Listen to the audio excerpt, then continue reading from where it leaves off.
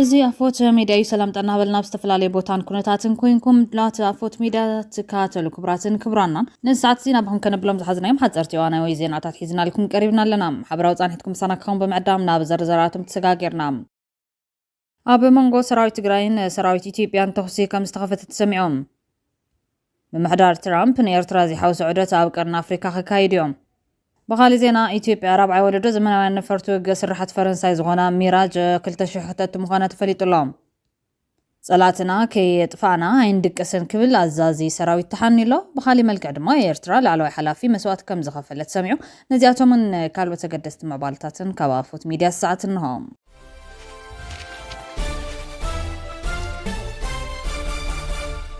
بقدامنا تواقع ورقين فلماوان $5,000 أمريكا محلاف تقليتهم ودرت أمريكان ودب قال كيدان سمين أطلانتيك نيتو سيبو واقع ورقين فلماوان $5,000 محلاف بيبيس تبزيبهم أبزوان بريزيدنت دونالد ترامب نغريلاند ناو أمريكان متغلال محسابهم وبسرعة فاينانس يمرق عيسعب كمزلو تتبزيبهم ملخيتهم كابز بزحلفة بريزيدنت ترامب كندا مس تشاينا حبراو سمعنت نقدين دحردات فرم كوينا 100 تعريف كم زنبرو زغلصون أبزغنياتي نيروم لعلو سخواقا مدكام $1 أمريكا يلوون داقماي الناس متن ولد بنك أمريكا تدلاينت كبارات معدنات كوسخ كم زغورو تبصابي حبار كوينات يوكرين روسيان غازا أمريكا بريزيدنت فنزويلا نيكولاس مادرون مساراك عند مخنياتات موسخ واغا ورق مخانم تغليصو واغا ورقي كمقواصر أوروبيان ناب 2025 بحر غيزي لعل السامي توسخار من باربي بيسحبيرلا بعلمي ميتال فوكاس نيكوس كافيلاس واغا $1 أمريكان تورد سبافتي غنزون بورق مغيار كممارت كم زጥቀሙ ገሊጾም ኣብዚ ሓለፈ ዓመት ኣብ ብሔራዊ ባንክታት ዝተቐመጠ መጠን ወርቂ ብኣማይት ቶናት ዝቑፀር ምዃኑ ወርልድ ጎልድ ካውንስል ዕላዊ ዝገበሩ ሓበሬታ የመላኽት ክብል ቢቢሲ ፀብፂቡ ዘሎ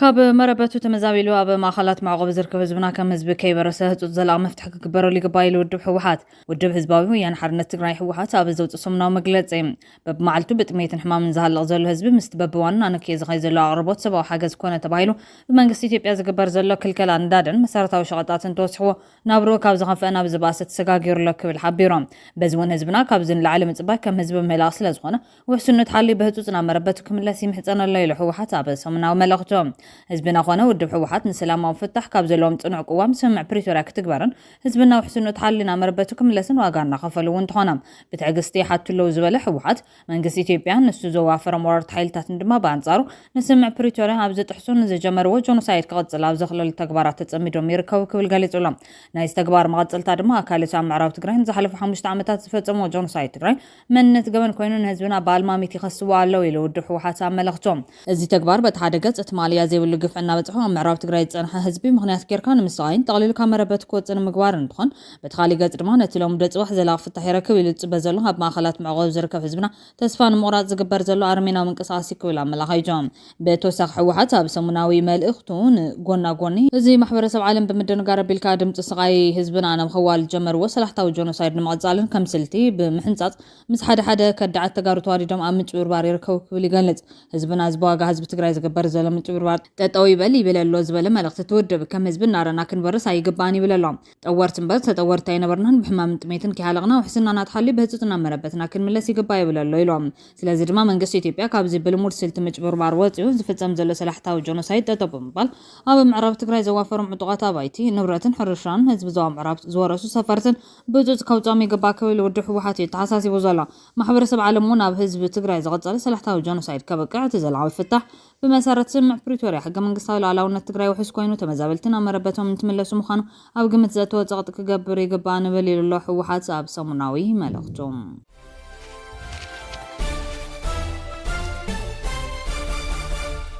بمحضر ترامب نهجرف زي حاوس عودة عبر قرن أفريقيا كايد يوم مكتل منستر قدرات أمريكا كريستوفر لانداون عزازي أفريقيا جنرال داغوين أندرسون بقداي سلام تتن مسكداي مستر إثيوبيا أبي أحمد نمزتاي نابي إثيوبيا كجيش مخانم منستر قدرات أمريكا يقالي زلام እቲ ብቐዳም 25 ጥሪ 2025 ዝፈለመ ዑደት ንዘቕጽል 8 መዓልታት ከም ዝጸንሕ ዝገለጸት ሚኒስትር ምክትሉ ክሪስቶፈር ላንዳ ብዘይካ ኢትዮጵያ ናብ ግብጺ ኬንያን ጅቡቲን እውን ብመደብ ምስሩዕ እዩ ዝገልጽ ምክትል ሚኒስትር ጉዳያት ወጻኢ ኣሜሪካ ክሪስቶፈር ላንዳው ኣብ ናይ ኤክስ ገጹ ኣብ ዘስፈር ጽሑፍ እቲ ናብ ግብጺ ኢትዮጵያ ኬንያን ጅቡቲን ዝገበረ መገርሻ ብውልቆ ናይ መጀመርታ ምጽሕ ምዃኑ ዝገልጽ ኮይኑ ኣብ ዑደቱ ፕረዚደንት ኣሜሪካ ዶናልድ ትራምፕ ዝኣመጦም ቀዳምነታት ከፍለጥን ምስተን ሃገራት ዘለዎ ምትእስሳር ንምርግጋጽን ናብ 4 ሃገራት እዘባ ክገይሽ ምዃኑ እውን ኣብቲ መንገዲ ቤት ጽሕፈቱ ዝሃቦ ቃል ኣፍሊጡ ዝርከብ ተዘርዚሮም ዘለዉ ቀዳምነታት ምሕዳር ዶናልድ ትራምፕ ሚዛን ንግዲ ምምዕራይ ምቹው ናይ ንግዲ ሃዋህው ምፍጣርን ህላወ ሰላምን ድሕነትን ምድንፋዕን ኮይኖም እቲ ምስ ምሕዳር ዶናልድ ትራምፕ ጽምዶ ንምግባር ናይ 3 ዓመታት ውጥን ዝሓንፀፀ ውልቀ መላኺ ኢሳያስ ግን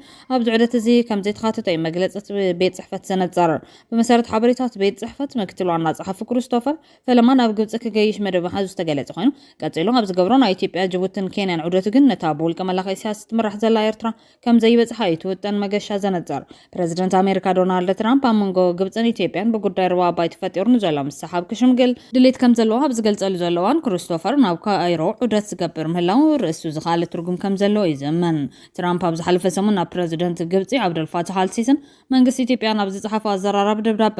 ምሕዳር ትራምፕ ኣብ ጉዳይ ኣባይ ግድብ ምስ ግብጺ ምውጋኑ ከም ዘረድዮም ብዙሓት ዝስማዕምዑ ትራምፕ ምስ መራሒ ግብጺ አልሲሲ ኣብ ሰሙን እዚ ኣብ ከተማ ዳቮስ ስዊዘርላንድ ኣብ ዝተኻየደ ዓለማዊ ቁጠባ መድረኽ ተራኺቦም ብዛዕባ እዚ ጉዳይ ዕሊሎም ምንባሮም ዝከር ኮይኖም ኣሜሪካ ባጀት ሰሊዓ ዝሰርሐቶ ኣባይ ግድብ ኣብ ግብጺ ጽሉዋ ክፈጥር ከም ዘይግባውን ኣቐዲሞም ምግላጹ ይርስዓን ምክትል ዋና ጸሓፊ ጉዳያት ወጻኢ ኣሜሪካ ክሪስቶፈር ምስ ሰበስልጣን ግብጺ ኣብ ዘለዎ ርክብ ንዞባዊ ብድሆታት ኣተኩሮ ሂቦም ክዘራረቡ ምዃኖም ብመንገዲ ቤት ጽሕፈት ኣቢሎ ዝሃቦ መረዳእታ ዘነጸረ እንትኸውን ምሕያል ቁጠባዊ ዝምድናታት ኣሜሪካን ግብጽን እውን ኣካል ናይቲ ዘተ ምዃኑ ዝገለጸት ምክትል ዋና ጸሓፊ እዩ በዚ መሰረት ኣብቲ ሃገር ምስ ዝንቀሳቐሱ ኣሜሪካውያን ኣወፈርቲ ኩባንያታት ክራኸብ ምዃኑ ያ መግለጺ ዝሕበር ምክትል ሚኒስትር ጉዳያት ወጻኢ ኣሜሪካ ክሪስቶፈር ኣብ መግለጺኡ ድሕሪ ናይ ግብጽ ዑደቱ ምስ ኣዛዚ ወታደራዊ እዝ ኣሜሪካ ኣፍሪኮም ጀነራል ዳግ ኣንደርሰን ብምዃን ናብ ኢትዮጵያ ክጓዓዝ ምዃኑ ዝገለጸ ኮይኖም ኣብ ናይ ኢትዮጵያ ዑደቱ ምስ ቀዳማይ ሚኒስትር ኣብይ ኣሕመድን ካልኦት ሰበስልጣናት ሃገርን ክራኸብ ምዃኑ ዝገልጽ ኣብ ዝባዊ ጉዳያት ሰላምን ድሕነትን ምስ መንግስቲ ኢትዮጵያ ክዘቲ ምዃኑ ዝገለጸ ልኡኽ መንግስቲ ኣሜሪካ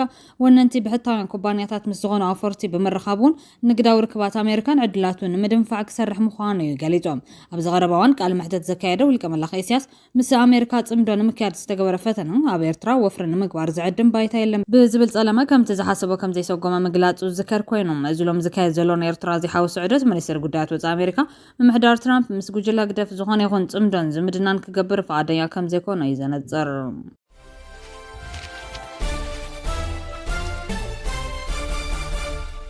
ኢትዮጵያ ራብዓይ ወለዶ ዘመናውያን ነፈርቲ ውግእ ስራሓት ፈረንሳይ ዝኾና ሚራጅ 2000 ከተእቲ ምዃና ተፈሊጦም ዜና እዚ ድሕሪ ተቐዳሚ ሚኒስትር ኢትዮጵያ ኣብይ ኣሕመድ ኣብ ዝሓለፈ ሳልስተ ኣብ ልዕሊ ኤርትራ ተሪር መጥቃዕቲ ቃላት ብምፍጻም ክሳብ ሕዝነትን ግዜን ዝሓለፈን ሚግ 21 ዝዓይነትን ነፈርቲ ውግእ እትውንን ሃገር ምዃና ብምግላጽ ነታ ዝተረቓቓሱ 30 ዝዓይነትን ነፈርቲ ውግእ ዝዓጠቐት ሃገሩ ክትደፍር ክትሓስብ ከም ዘይብላ ምጥንቃቕ እዩ ይስማዕ ዘሎ ዋጋ ሓንቲ ነፋሪት ካብ 20 ክሳብ 40 ሚልዮን ናይ ኣሜሪካ ዶላር ኣቢሉ ከም ዝበጽሕ ይንገር ኢትዮጵያ 20 ዝኾና ሚራጅ 2000 ከተእቲ መዲባ ከም ዘላ ምንጭታት ይሕብሮም እሞ ኢትዮጵያ ተእትወን ዘላ ዘመናውያን ነፈርትን ድሮናትን መዓልታውን ክንቀሳቀሳ ሚልዮናት ዶላራት ወጻኢታት ይግበረለን እሞ ኢትዮጵያ ብሓቂ መዓልታዊ ክንዲ ወጻኢታት እናገበረት ክትቅጽል ዓቕሚ ኣለዋ ድዩ ዝብል ሕቶ ይለዓለሎም ኢትዮጵያ ትገብሩ ዘላ ምስፍሕፋሕ ወታደራዊ ጽላታት ንዝዋቀርን ኣፍሪካ ኣዝዩ ኣስጋኢ ምዃኑ ትንተንቲ ይሕብሩ ሓይሊ ኣየር ኢትዮጵያ ነዚ ዘመን ዝብጁ ቴክኖሎጂታት ብምዕጣቕን ሓይሊ ሰብ ብምብቃዕን ኣብ ዝለዓለ ደረጃ ድልውነት ከም ዝርከብ ናይቲ ሓይሊ ኣየር ዋና አዛዚ ሌተናል ጀነራል ይልማ መርዳሳ ኣፍሊጡ እዮም መበልቲ ዓመት በዓል ምስረታት ሓይሊ ኣየር ምክንያት ምግባር ኣብ ቢሾፍቱ ኣብ ዝተኻየደ መኽፈቲ ምርኢት ኣየር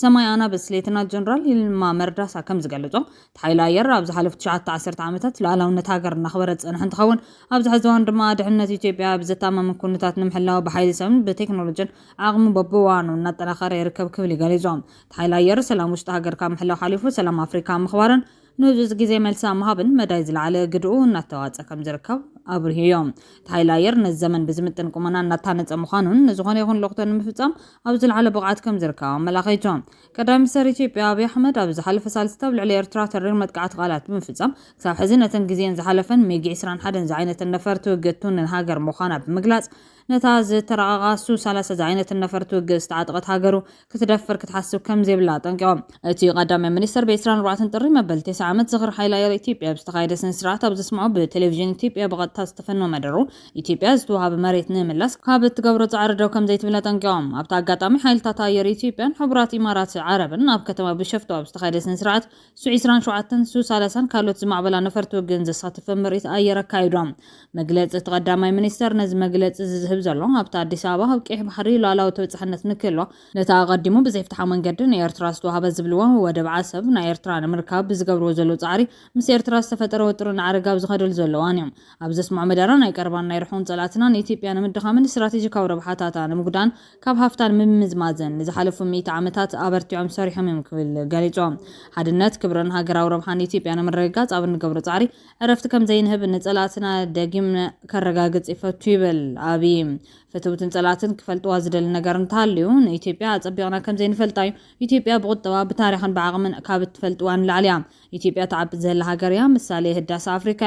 እቲ እንኳን አማራጭ ምስከም አይነት ሀገር ሀቤርካ ምስራሕን ምዕባይን ጥራሕዩ ምክንያቱ ዝኾነ ካሊ አማራጭ ዕንወት ጥራሕ ከስዕብ ስለ ዝኽእል ክብል አጠንቂቖም አብይ አመደሩን ጎረቤት ሀገር ኤርትራ ብሽም ከይጣሰ ኣብ ግዜ ተዓኒዳ ዘላ ሀገር ክብል ገሊጹ ኣሎ እቶም ኣብ ግዜ ተዓኒድኩም ንቅድሚት ክትስጉም ዘይትኽእሉን ከም ሱ 30 ጀይ 10 ሲ ወይ ድማ ልዕሊ ሙዕቡላት ነፈር ትውግዝ ቃለሳ ዘለዋ ዝገርመኩም ግን ድማ ክሳብ ሕዚ ምስ ሚግ 21 ትቃለሱ ዘለኹም በተደጋጋሚ ክትሓስቡን ኢትዮጵያ ኣብ ግዜ ተደረይታ ዘላ ሀገር ከም ዘይኮነት ክትገንዘቡን ይግባእ ይብል ኢሎም ኢትዮጵያ رسا كتحدث تسعر هاجريا زيناتا زيت منن بفلات يكون بقرهنتن نايتا زيتبن دروست وهابا مريت انتالو دما زيت حد جايلهم ابز حالف 3 عامتات قدام سرابي يزركبوم سب سلطان منግስት ኢትዮጵያን ላዕሎት ወታደራዊ መኳንነትን በተደጋጋሚነት ሲድሕር ናጽነት ኤርትራ ብሽን 1991 ዋንነት አፍደገ ባሕሪ ዝሳኑሉ ዘይፍትሐው ክሳራ ዝበልወት በጽሕነት ቀይሕ ባሕሪ ኤርትራ ክትኻት ቁልጽን ኮይኖም ኤርትራ መርዛም አጀንዳ ግዛቶም ስፍሓብ ማል ክትኩንኖ ጸኒሐያ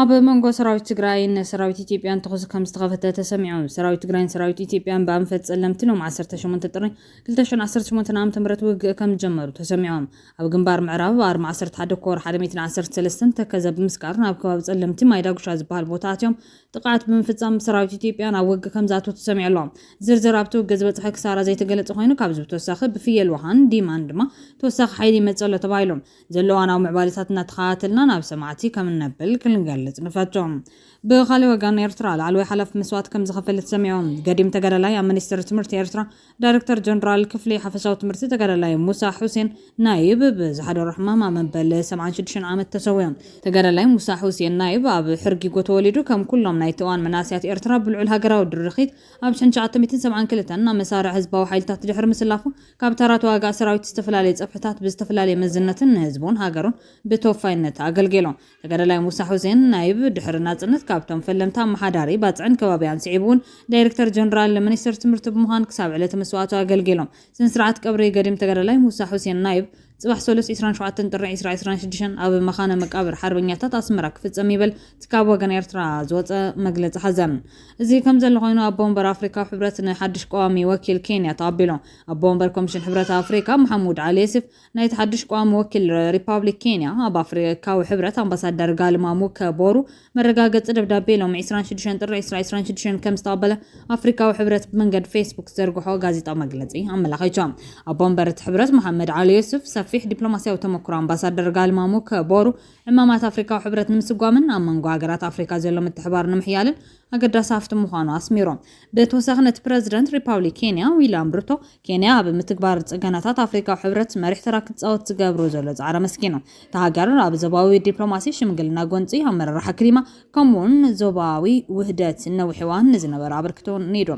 امباسادر بور بغدو كينيا نصغانات حبرت افريكا مولو دغف كم زلو ادغي مرغاغيصولام بزعبه تابكم بت 2026 كاي تمديو زلو على افريكان فرنساين كينيا تغبرو زلا مدلاوات ونتا بومبر مبريبو زاخوازي كينيا نبوزهنتاو متحغاز افريكا زلو توفاينتن اب ملاه غور سلام لمعتن ودتنا مدنفع زلو نطفتران كم زغله تعذبتي يገልጹ